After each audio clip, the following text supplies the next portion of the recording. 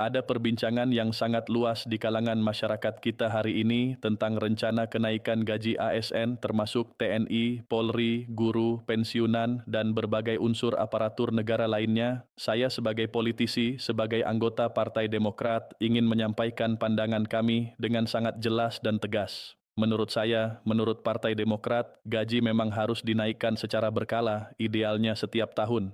Ini bukan sekadar janji politik, ini adalah kebutuhan real yang harus diperjuangkan. Mengapa saya katakan gaji harus dinaikkan setiap tahun? Alasannya sangat sederhana dan logis. Karena setiap tahun pula, tanpa kecuali, ada kenaikan harga barang dan jasa. Itu yang kita sebut inflasi. Inflasi ini tidak bisa dihindari, dia datang setiap tahun. Harga beras naik, harga minyak goreng naik, biaya sekolah anak naik, ongkos transportasi naik, semua naik. Nah, kalau gaji tidak dinaikkan untuk menyesuaikan dengan inflasi ini, apa yang terjadi? Yang terjadi adalah daya beli mereka menurun, penghasilan secara nominal mungkin sama, tapi secara real, secara kenyataan di lapangan, mereka semakin miskin dari tahun ke tahun. Bayangkan saja kalau gaji ASN kita termasuk TNI, Polri, guru, dan para pensiunan tidak pernah dinaikkan selama 5 tahun, 10 tahun.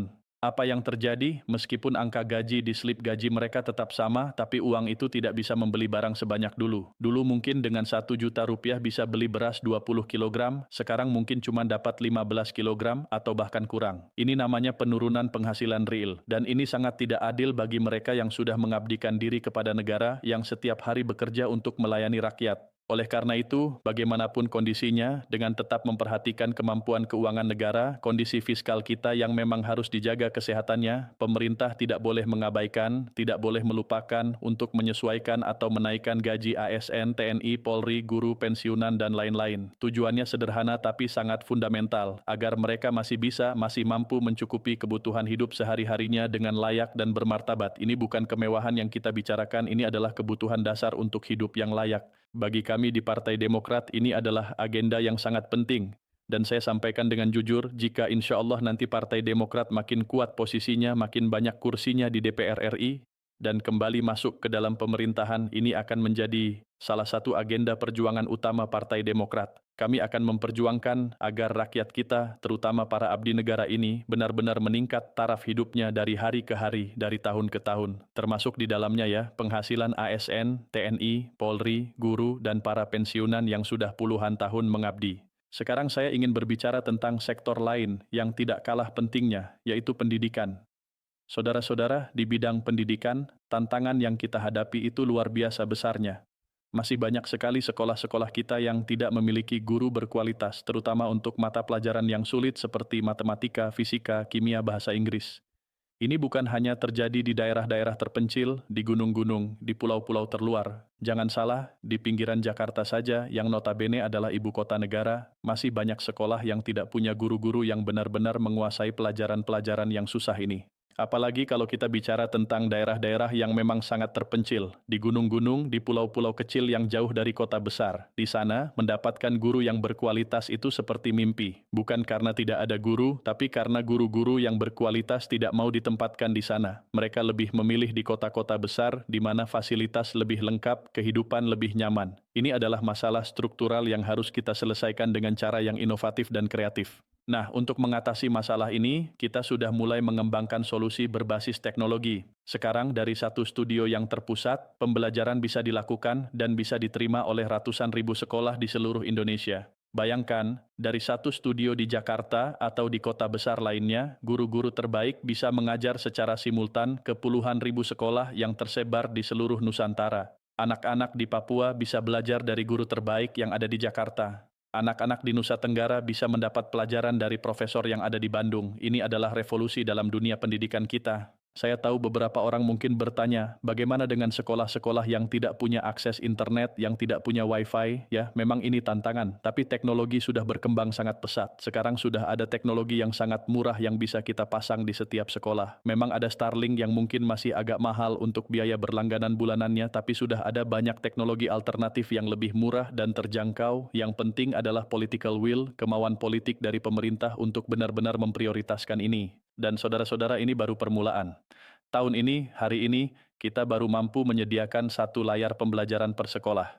Tahun depan, rencananya kita akan tambah 3 layar lagi. Berarti di setiap sekolah akan ada 4 ruangan yang dilengkapi dengan layar pembelajaran digital ini. Anak-anak akan bisa belajar di 4 kelas berbeda dengan materi yang berbeda-beda. Dan mudah-mudahan insya Allah pada tahun 2027 kita bisa tambah lagi 2 layar. Jadi total akan ada 6 kelas di setiap sekolah yang punya akses ke layar pembelajaran ini. Dengan demikian, semua anak-anak kita tanpa terkecuali akan mendapat akses kepada pengetahuan yang terbaik, yang terkini, dengan dukungan animasi yang menarik, dengan metode pengajaran yang modern. Tidak ada lagi diskriminasi antara anak-anak di kota besar dengan anak-anak di daerah terpencil. Semua akan mendapat kesempatan yang sama untuk belajar dari guru-guru terbaik dengan materi pembelajaran terbaik. Saya mendapat laporan yang sangat menggembirakan dari Menteri Pendidikan Dasar dan Menengah. Beliau melaporkan bahwa antusiasme anak-anak untuk sekolah sekarang meningkat pesat. Mereka lebih semangat untuk berangkat ke sekolah. Mengapa? Karena selain program makan bergizi gratis yang membuat mereka tidak perlu khawatir soal makan siang, pembelajaran di sekolah juga menjadi lebih menarik dan menyenangkan. Dengan animasi, dengan video, dengan metode yang interaktif, anak-anak tidak lagi merasa bosan di kelas. Mereka excited, mereka antusias untuk belajar.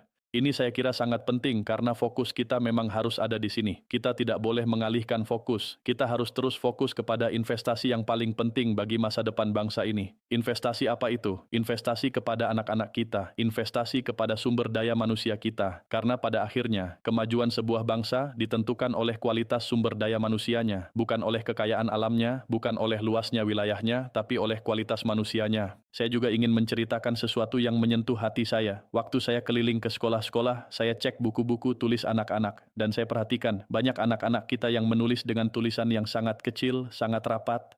Awalnya saya tidak mengerti kenapa, tapi kemudian saya sadari mereka melakukan itu untuk menghemat kertas. Mereka tidak mau membebani orang tua mereka dengan harus sering-sering membeli buku tulis baru. Can you imagine? Anak sekecil itu sudah punya kepekaan sosial seperti itu, sudah memikirkan kondisi ekonomi orang tuanya. Di satu sisi, ini membanggakan karena menunjukkan anak-anak kita punya empati, punya kepedulian. Tapi di sisi lain, ini juga menyedihkan karena mereka harus berhemat sampai segitunya. Dan yang lebih berbahaya, kalau mereka terus-terusan menulis dengan tulisan yang sangat kecil, kesehatan mata mereka bisa terganggu. Ujung-ujungnya nanti, semua anak-anak kita harus pakai kacamata di usia yang masih sangat muda. Oleh karena itu, saya sudah minta kepada Menteri Pendidikan untuk meninjau kembali hal ini. Saya kira kita perlu mengembalikan pelajaran menulis yang baik dan benar. Menulis halus, menulis dengan ukuran yang proporsional, tidak terlalu kecil. Dan kalau perlu, saya sudah bicara dengan Menteri Keuangan, kita sediakan buku-buku tulis yang besar-besar untuk anak-anak sekolah. Buku yang lebar, yang memungkinkan mereka menulis dengan ukuran normal, tidak perlu menghemat-hemat kertas sampai tulisannya kecil sekali. Anak-anak harus dididik untuk menulis dengan ukuran yang normal, yang sehat untuk mata mereka. Ini mungkin terdengar seperti masalah kecil, masalah sepele, tapi sebetulnya ini adalah masalah yang sangat mendasar yang berkaitan dengan kesehatan dan pendidikan anak-anak kita. Dan saya tergerak untuk mengangkat isu ini karena saya tahu anak-anak ini melakukannya dengan niat yang baik, niat untuk tidak membebani orang tua mereka. Tapi kita sebagai negara harus bisa memastikan bahwa mereka tidak perlu berkorban sampai segitunya. Saudara-saudara, saya juga ingin membahas tentang rencana yang sedang kita susun, yang masih dalam tahap konsep. Ada banyak orang yang bertanya, oke, sekarang sudah ada program sekolah rakyat untuk desil 1, untuk kelompok masyarakat paling miskin. Bagaimana dengan desil 3, 4, 5? Mereka ini bukan termasuk kategori miskin ekstrim, tapi mereka juga masih sangat kesusahan. Mereka juga berhak mendapatkan akses kepada pendidikan yang berkualitas. Untuk menjawab kebutuhan ini, saya sedang menyusun konsep bersama dengan Kementerian Pendidikan Tinggi dan Kementerian Pendidikan Dasar Menengah, mungkin juga akan dibantu oleh kementerian-kementerian lain. Kita sedang membentuk satuan tugas khusus untuk mempelajari kemungkinan membangun sekolah terintegrasi di setiap kecamatan di seluruh Indonesia. Apa itu sekolah terintegrasi? Ini adalah konsep di mana SD, SMP, dan SMA atau SMK tidak lagi terpisah-pisah, tapi berada dalam satu kawasan, satu kompleks yang terintegrasi. Kalau kita hitung, ada sekitar 7.000 kecamatan di Indonesia. Berarti kita mungkin harus membangun sekitar 7.000 sekolah terintegrasi ini. Ini adalah proyek yang sangat besar, tapi sangat penting untuk masa depan pendidikan kita. Mengapa kita perlu konsep ini?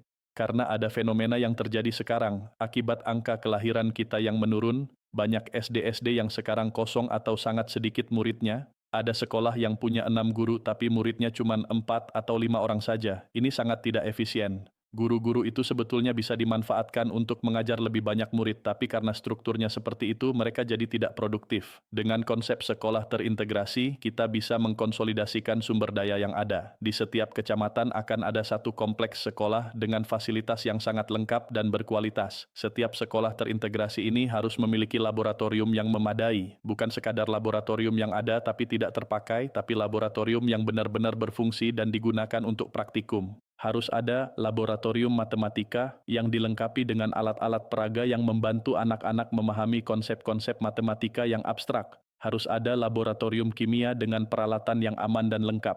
Harus ada laboratorium biologi di mana anak-anak bisa melakukan eksperimen dan pengamatan langsung. Dan yang tidak kalah penting, harus ada laboratorium bahasa.